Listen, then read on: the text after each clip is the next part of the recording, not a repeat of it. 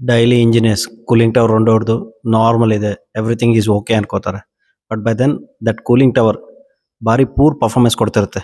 Even many engineers ಏನು ಮಾಡ್ತಾರೆ, temperature record ಮಾಡ್ತಾರೆ. But only few engineers are aware of range, approach, effectiveness. ಇವತ್ತಿನ ವಿಡಿಯೋದಲ್ಲಿ ಕೂಲಿಂಗ್ ಟವರ್ ಪರ್ಫಾರ್ಮೆನ್ಸ್ ಪ್ಯಾರಾಮೀಟರ್ಸ್ ಅಂದ್ರೆ ಏನು, ಅದು ಯಾವ ರೀತಿ ಎವ್ಯಾಲ್ಯೂಯೇಟ್ ಮಾಡಬೇಕು with simple, real and practical examples ಜೊತೆ ಹೇಳ್ತೀನಿ. So that by the end of the video you will be in a position to evaluate real cooling tower parameters like a experienced power plant engineer. Hello friends, welcome to my YouTube channel Power Plant Practical Knowledge, where we will learn about maintenance, troubleshooting like an expert engineers that will help us to improve our career and grow in our career. If you are new here, consider subscribing and share to many people who can make utilize of this. Before we start into the actual calculations to evaluate the cooling tower performance, first we learn what are the cooling tower performance parameters. ಅದು ಏನು ಅಂತ ತಿಳ್ಕೊಳ್ಳೋಣ. Actually cooling tower performance parameters 3 categories ನಲ್ಲಿ group ಮಾಡ್ತೀವಿ. First category ಬಂದು core thermal parameters. ಇದರಲ್ಲಿ range, approach, effectiveness ಇದಾಗುತ್ತೆ. Next category ಬಂದು ಆಪರೇಷನಲ್ ಮೆಕ್ಯಾನಿಕಲ್ ಪ್ಯಾರಾಮೀಟರ್ಸ್ ಅಂತ, ಅಂದ್ರೆ liquid to gas ratio, heat load, number of transfer units. Third category ಬಂದು water loss and chemical parameters ಅಂತೇಳಿ. ಇದರಲ್ಲಿ ಆಪರೇಷನ್ ಲಾಸ್ ಅಂದ್ರೆ ಏನು, ಡ್ರಿಫ್ಟ್ ಲಾಸ್ ಅಂದ್ರೆ ಏನು, blow down loss, cycles of concentration, ಇದನ್ನೆಲ್ಲದನ್ನು ತಿಳ್ಕೊಳ್ಳೋಣ. ಈ ವಿಡಿಯೋದಲ್ಲಿ ಕೋರ್ ಥರ್ಮಲ್ ಪ್ಯಾರಾಮೀಟರ್ಸ್ ಎವ್ಯಾಲ್ಯೂಯೇಟ್ ಮಾಡೋದು ಹೆಂಗಂತೇಳಿ ತಿಳ್ಕೊಳ್ಳೋಣ. Core thermal parameters for cooling tower performance are range, approach and efficiency or effectiveness. ಈ ಪ್ಯಾರಾಮೀಟರ್ಸ್ ನನಗೆ ಏನು ಕೊಡುತ್ತೆ ಅಂದರೆ, ನಾರ್ಮಲಿ ಅವು ಎಫೆಕ್ಟಿವ್ಲಿ ಹೀಟ್ನ ಡಿಸಿಪೇಟ್ ಆಗ್ತಿದೆ ಆಂಬಿಯಂಟ್ ಕಂಡೀಷನಲ್ಲಿ ಅಟ್ಮಾಸ್ಫಿಯರ್ಗೆ ಅಂತೇಳಿ ಕೊಡುತ್ತೆ.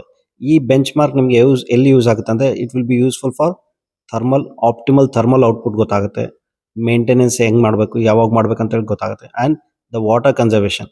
ಈ ಪ್ಯಾರಾಮೀಟರ್ಸ್ ಎವ್ಯಾಲ್ಯೂಯೇಟ್ ಮಾಡೋದ್ರಿಂದ ನಿಮಗೆ ಪರ್ಫಾರ್ಮೆನ್ಸ್, ಮೇಂಟೆನೆನ್ಸ್ ಯಾವ ಮಾಡ್ಬೋದು ಆ್ಯಂಡ್ ವಾಟರ್ ಕನ್ಸರ್ವೇಷನ್ ಎಷ್ಟು ಮಾಡ್ಬೋದು ಅದು ಗೊತ್ತಾಗುತ್ತೆ. ಕೂಲಿಂಗ್ ಟವರ್ ರೇಂಜ್ ಅಂದರೆ it means the difference between the hot water temperature entering the cooling tower and cold water temperature leaving the cooling tower. Suppose ಅದು ಫಾರ್ಮುಲಾದಲ್ಲಿ ತೋರಿಸ್ಬೇಕಂದ್ರೆ range equal to T hot minus T cold. Example, ಇವಾಗ hot water cooling tower enter ಆಗೋದು temperature 42 degree ಇತ್ತು ಅನ್ಕೊಳ್ಳಿ, cold water temperature ಬಂದು 32 degree. Suppose if you subtract 42 minus 32 is equal to 10 degree. Range is equal to 10 degree.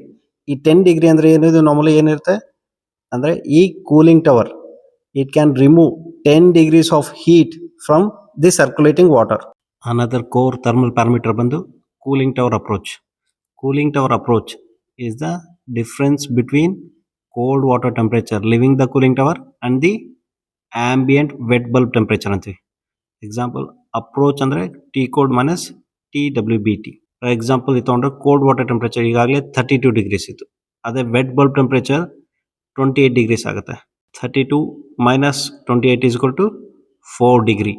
ಅಂದರೆ approach ಬಂದು 4 degree ಇದೆ. ಈ approach ಅಂದರೆ ಏನಂದರೆ, ಅಪ್ರೋಚ್ ರಿಪ್ರೆಸೆಂಟ್ಸ್ ಏನಂದರೆ theoretical limit to which the water can be cooled. Approach value ಎಷ್ಟು smaller ಇರುತ್ತೋ ಅಷ್ಟು better and higher efficiency. For example 2 to 4 degree ಅಂದ್ಕೊಳ್ಳಿ, it is excellent performance of cooling tower. ಅದೇ 4 to 6 ಡಿಗ್ರಿ ಇತ್ತು ಅಂದ್ಕೊಳ್ಳಿ approach, it is good. If it is greater than 6 degree tanಕೊಳ್ಳಿ, the performance of cooling tower is very poor. Another core thermal parameter ಬಂದು cooling tower efficiency. Efficiency means cooling tower ಎಷ್ಟು efficient ಆಗಿ heat remove ಮಾಡೋದು circulating water ಇಂದ. So formula ಬಂದು efficiency is equal to range divide by range plus approach into 100. Example, ಇವಾಗ previously calculate ಮಾಡಿದಾಗೆ range ಬಂದು 10 degree ಇದೆ, ಅದೇ ರೀತಿ ಅಪ್ರೋಚ್ ಬಂದು 4 ಡಿಗ್ರಿ ಇದೆ. ಸೊ ಎಫಿಷಿಯನ್ಸಿ ಇದಕ್ಕೆ ಕ್ಯಾಲ್ಕುಲೇಟ್ ಮಾಡಿದ್ರೆ 71.4% ಬರುತ್ತೆ. Efficiency means higher efficiency means better performance. Better performance means lower operating cost. ಅದೇ ರೀತಿ ಹೈಯರ್ ಎಫಿಷಿಯನ್ಸಿ ಅಂತಂದರೆ means prolonged maintenance. Prolonged maintenance means we can reduce the maintenance cost. ನೀವು ಈ ಪಿಕ್ಚರಲ್ಲಿ ನೋಡ್ತಿದ್ದಾಗೆ ರೇಂಜ್ ಅಂದ್ರೆ ಏನು, cooling water inlet to outlet ಅಂದರೆ ಇಲ್ಲಿ ಎಷ್ಟು ಟೆಂಪ್ರೇಚರ್ ರಿಡ್ಯೂಸ್ ಆಗಿದೆ. ಈ ರೇಂಜಿಂದ ನಿಮ್ಗೆ ಏನು ಗೊತ್ತಾಗುತ್ತೆ, ವಾಟರ್ ಹೇಗೆ ಆಟೋಮೈಸ್ ಆಗ್ತಿದೆ, ಸ್ಪ್ರಿಂಕಲ್ ಆಗ್ತಿದೆ, ಫಿಲ್ಸ್ ಪರ್ಫಾರ್ಮೆನ್ಸ್ ಹೇಗೆ ಆಗ್ತಿದೆ, ವಾಟರ್ ಹೀಟ್ ಎಷ್ಟು ಡಿಸಿಪೇಟ್ ಮಾಡ್ತಿದೆ, ಈ ರೇಂಜಿಂದ ಕೂಲಿಂಗ್ ಟವರ್ದು fills inlet to outlet parameters clear ಆಗಿ ಗೊತ್ತಾಗುತ್ತೆ. ಅದೇ ರೀತಿ ಅಪ್ರೋಚಿಂದ ಏನಾಗುತ್ತೆ, to what limit the water can be cooled, ಇನ್ನು ಎಷ್ಟು ಲಿಮಿಟ್ ಒಳಗೂ ವಾಟರ್ ಕೂಲ್ ಮಾಡ್ಬೋದು, ಅಪ್ರೋಚಿಂದ ಆ ವ್ಯಾಲ್ಯೂನ ನಾವು ಎವ್ಯಾಲ್ಯೂಯೇಟ್ ಮಾಡ್ಬೋದು.